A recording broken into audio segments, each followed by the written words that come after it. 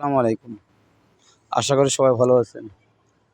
আজ আমি দেখাবো একটি মাত্র লেবু গাছ কিনে আপনারা ১০০ লিচু গাছ অনায়াসে তৈরি করে ফেলতে পারবেন।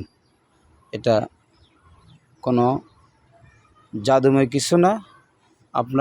আমরা খামাকা অনেকগুলো লিচু গাছ একসাথে কিনি, অনেকগুলো টাকা ব্যয় করি।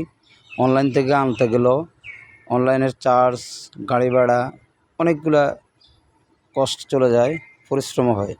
আর খুব সহজে আমরা কিভাবে লেবু গাছে কলম করে লেবু গাছ বৃদ্ধি করে লেবু সংগ্রহ করতে পারি।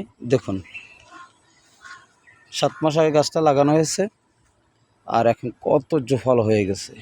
মাশাআল্লাহ, কত জোফালো হয়ে গেছে, অসাধারণ।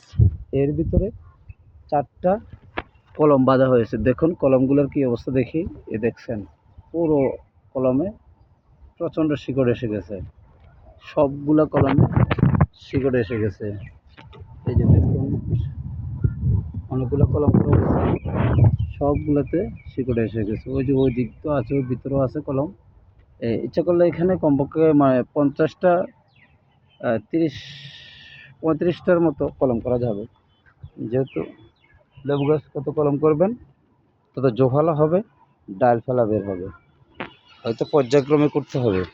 দেখুন এই যে ফুল আছে, তারপরে যে ফলও আছে, ফল অনেকগুলো ফল হয়েছে, ফলগুলা হারভেস্ট করা হয়েছে। আর লেবুও খুব ভালো। আপনার ইচ্ছা করলে এভাবে নিজেরা কলম করে বংশবৃদ্ধি করতে পারেন, বিক্রি করতে পারেন, অথবা বাড়ির চারপাশে অনেক সময় গরু ছাগলে ক্ষতি সাধন করার চেষ্টা করে, আপনারা বেড়া হিসেবে দিতে পারেন। এতে আপনারা প্রচুর লেবুও পাবেন, বিক্রি করে অর্থনৈতিক অবস্থা পরিবর্তন করতে পারবেন এবং নিজেদের ফসলগুলা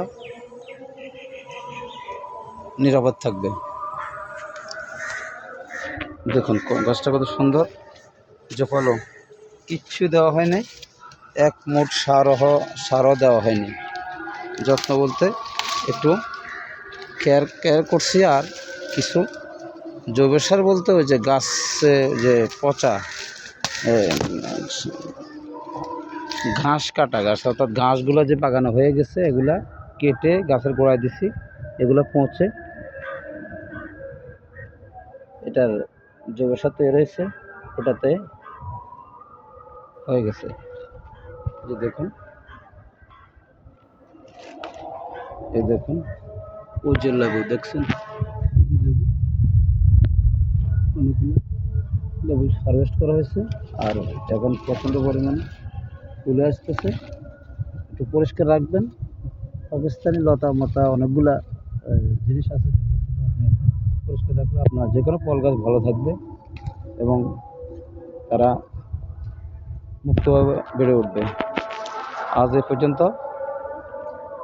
ভালো থাকুন, স্বপ্নাগ্রের পাশে থাকুন। আসসালামু আলাইকুম।